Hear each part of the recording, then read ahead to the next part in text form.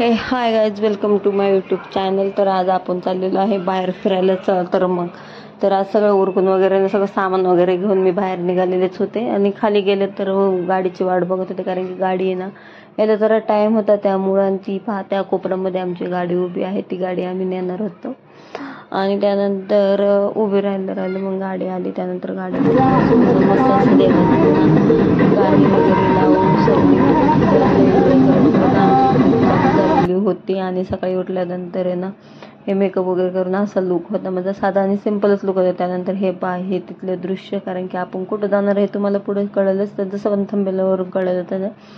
त्यानंतर आम्ही चालत चाललेलो होतो, कारण की तिथून थोडंच अंतर होतं. आणि मी परत आरशात पाहत होते, कारण की मेकअप केला होता पण तो काय एवढा व्यवस्थित दिसत नव्हता. त्यानंतर रांगेमध्ये पण लागलं होतं आणि रांग छोटीच होती. आणि हे पाहते मंदिर, ज्या मंदिरात आम्ही जाणार होतो, एवढं मोठं अंतर कापून, कारण की 287 मीटर अंतर आम्ही कापलं तर किलोमीटर. आणि हेच ते मंदिर कोल्हापूरचे महालक्ष्मीचं, कारण की खूप दिवसापासून इच्छा होती का ह्या देवीच्या मंदिरात जायचं. आणि एवढं भारी तिथं गेलं वाटलं ना, एकच नंबर वाटलं. आणि त्यानंतर हे पूर्ण असं दगडामध्ये हे मंदिर आहे. आणि पाझर वगैरे काहीच नाही, मस्त असं नाही का गेल्यापर्यंत असं प्रसन्न वाटतं की एवढं सिद्ध म्हणजे प्रत्येक आयुष्यभराची तर कटकट असतेच, तर त्यापेक्षा कुठेतरी जाऊन फिरून वगैरे यावं मस्त देवादिकाला. तर अशा प्रकारे हे त्यातलं मेन दरवाजा आहे कोल्हापूर. त्यानंतर आम्ही तिथं नाश्ता केला. हे थालीपीठ होतं, हे पण एक नंबर होतं. आणि त्याच्याबरोबर आहे ना आप्पे पण होते. त्या खाल्यानंतर आम्ही रंकाळा तलाव बघितला, कारण कोल्हापूरला गेलोच होतं तर म्हणजे त्याला रंकाळ्याला पण फिरून यावं. तर हा तलाव होता, खूप मोठा होता, त्याच्यात मासे वगैरे खूप असे होते. आणि त्यानंतर आमची तिथून जर्नी चालू झाली ज्योतिबाला जायची. तर ज्योतिबाला जायला पण आहे ना एवढी भारी भारी दृश्य होती ना बाहेर म्हणजे. आणि पावसाळ्यात जर आलं ना एकच नंबर आहे, कुठं पण जातो मी पावसाळ्यामध्ये एकच नंबर. आणि असले डेंजर घाट आहे ना, साताऱ्याचा घाट तर लईच खतरनाक आहे, मला तर भीतीच वाटत होती त्या घाटामध्ये. त्यानंतर सगळं असं व्यवस्थित आम्ही ना सगळं घाट वगैरे व्यवस्थित चढून वगैरे गेलो होतो. आणि अशी जागेवर स्टन असल्यामुळे ना गाडीत बसलं चालवायचं लांबच, पण बसलं तरी भीती वाटत आहे. आणि अशा प्रकारे आम्ही हळूहळू ज्योतिबाला पण पोहोचलो. आणि बाहेरच आम्हाला म्हशींचं दर्शन झालं होतं.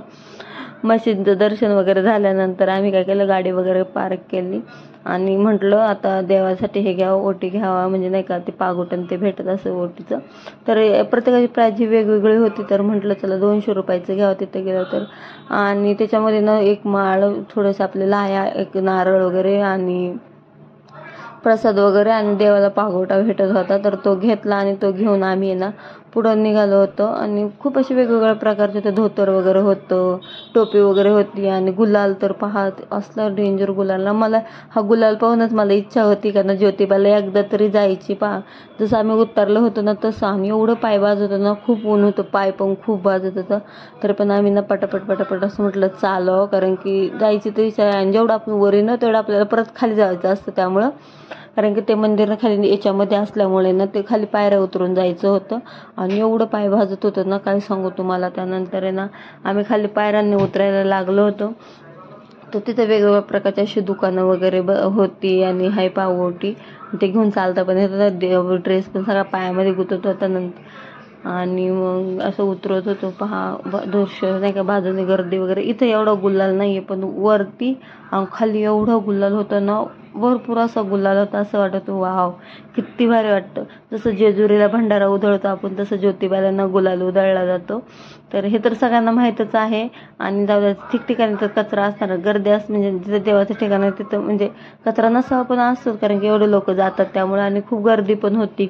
आणि अशा प्रकारे सगळे नाही का अशी म्हणजे नाही का पेड्यांचे वगैरे, खेळण्यांची, छोट्या मुलांची माळा वगैरे हे सगळे ना त्यामध्ये ना ठेवलेलं, म्हणजे नाही का बाजूने त्याची दुकानं वगैरे होती परत पाण्याची.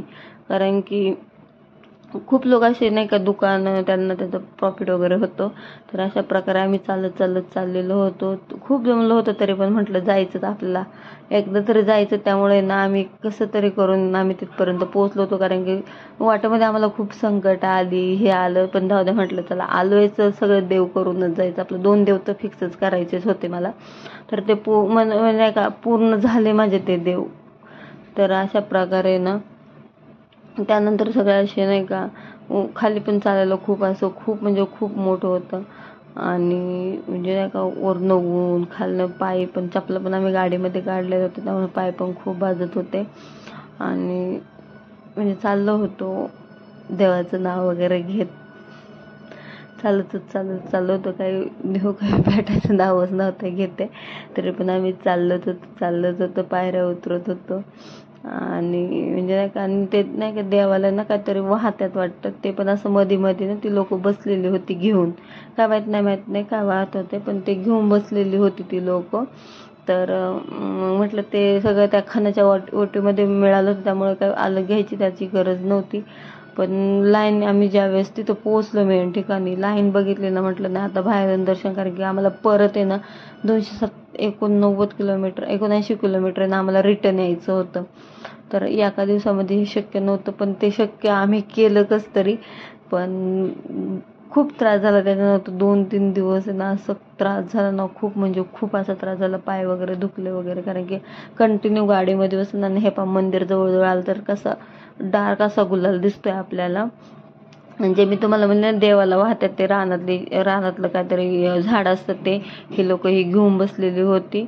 आणि पहा गुलाल आता तर काहीच नाही. आणि त्यानंतर आम्ही फायनली तिथं पोहोचलेलो होतो आणि मुख्य दरवाजाचे दर्शन घेऊन आम्ही आतमध्ये पाय टाकला. आणि मस्त कासवाचं असं दर्शन झालेलं होतं. त्यानंतर पहा तुम्ही म्हणजे नाही का डोळे असे सगळ्यांना लिपत होते, असं दृश्य होतं तिथलं. आणि गर्दी पण होती, एक मे होता त्यामुळे लोकांना सुट्टी होती, पण गर्दी पण होती. हे पहा मंदिर, म्हणजे खूप असा आनंद झालेला होता गुलाल वगैरे. आणि हे पहा हा पण व्हिडिओ बनवला चालता.